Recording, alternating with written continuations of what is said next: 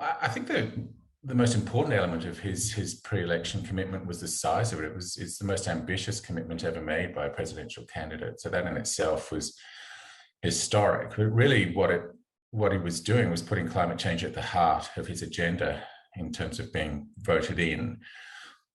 Centerpiece of that was a commitment to net zero for the United States by 2050, and in that context, net zero in the electricity sector by 2035, which is extraordinarily ambitious. He also committed to $2 trillion worth of spending to deliver on those headlines, including in areas like energy efficiency, particularly buildings, clean energy, renewables, electric transport, particularly for public procurement and the fleet, but way beyond that, nature-based solutions, forests, agriculture, and also a strong emphasis on next generation technologies like hydrogen and CCUS, which have to come into play if the world is going to get to net zero by 2050. So it was a very comprehensive package that he talked about.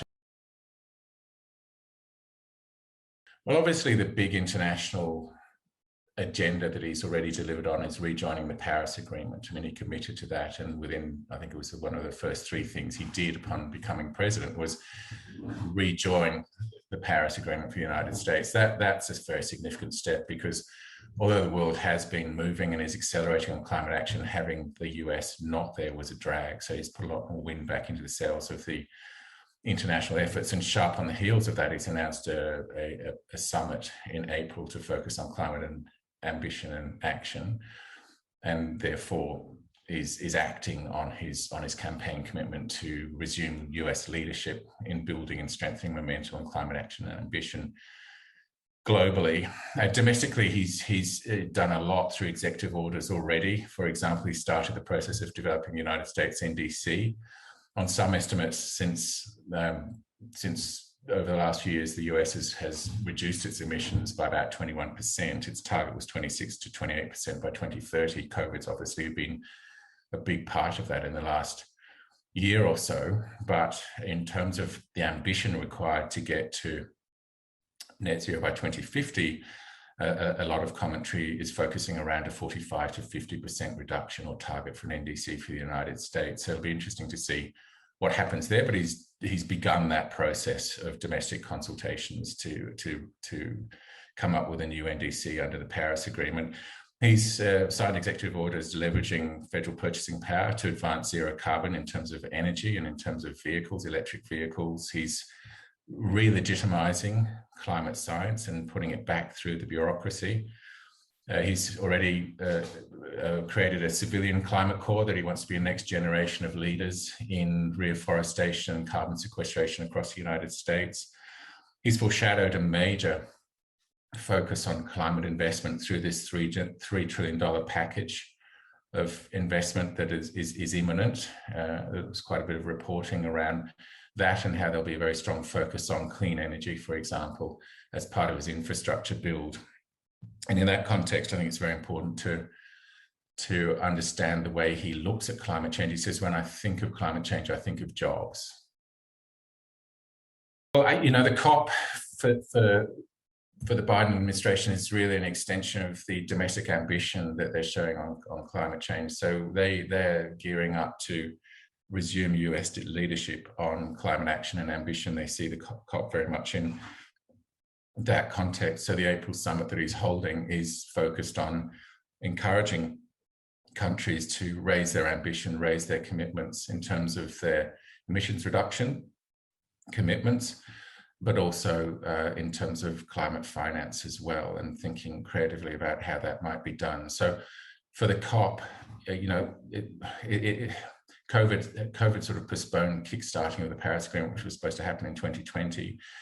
Countries are supposed to come, states, parties are supposed to come to the COP with revised NDCs with high levels of ambition. And the goal is to get as many countries to sign up to net zero by 2050, which the Biden administration has signed the US up to, as possible.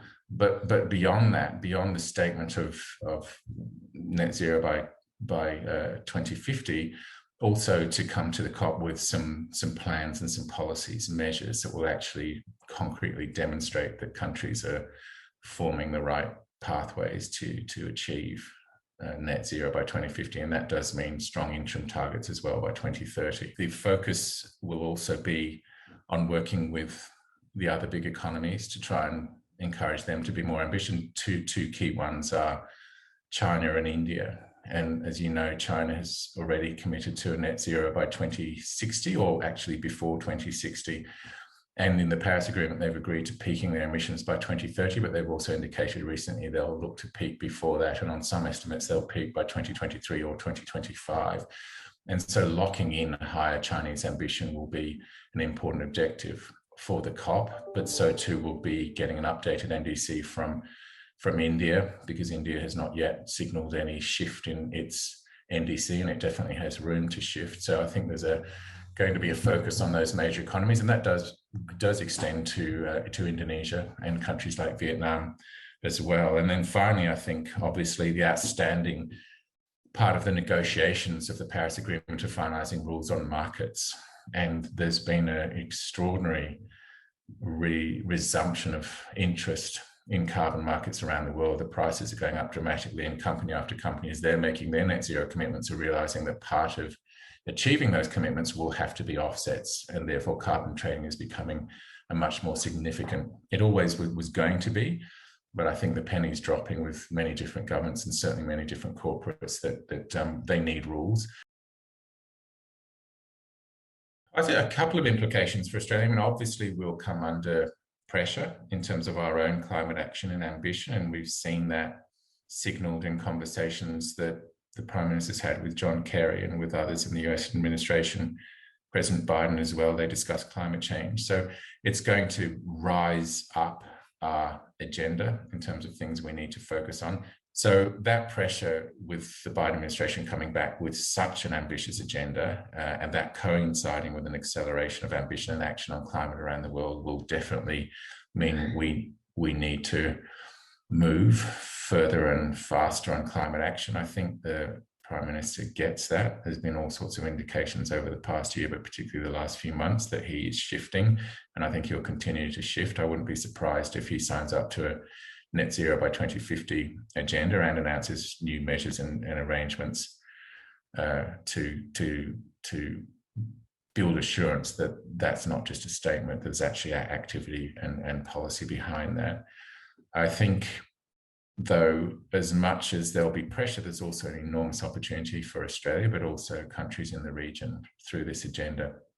Because at the end of the day, the Paris Agreement really is about the restructuring of the entire global economy towards net zero, more climate resilient outcomes. And that's the biggest reallocation of capital ever. So it represents consequently an unprecedented opportunity for all sorts of cooperation, for all sorts of investments in new technology, for the jobs and growth agenda, for the double dividend of COVID recovery and climate transition. And so I think from an Australian perspective, we have enormous opportunity to harness those opportunities, including bilaterally with our relationship with the United States. So, for example, I mentioned President Biden's been very strong on new technologies. Our government is very wedded to the technology roadmap as providing solutions for climate action and ambition. And if you look at our hydrogen agenda, the United States is looking at a similar agenda. If you look at new technologies like carbon capture and storage, which at scale can provide material reductions in emissions,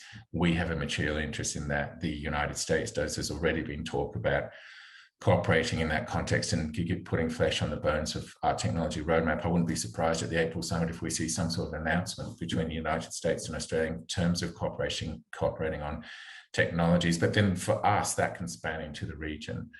And we had the readouts from the Quad meeting, the leaders meeting last week, where one of the things that they agreed to work on more intensively was climate action. Just because there are so many opportunities in the region, enormous opportunities in agriculture, enormous opportunities in infrastructure. And so in that context, I think that although the pressures that we will see coming on for Australia to act could be seen to be a burden, really, I think we should be looking at all of this through the prism of an opportunity, and certainly in the broader context of Asia, with Japan having signed up to net zero by 2050, Korea doing the same, China before 2060. the ability for us to work with the United States for advancing that agenda, strengthening relationships across the region, aligning those interests with our strategic interests, I think becomes a very strong diplomatic lever for us.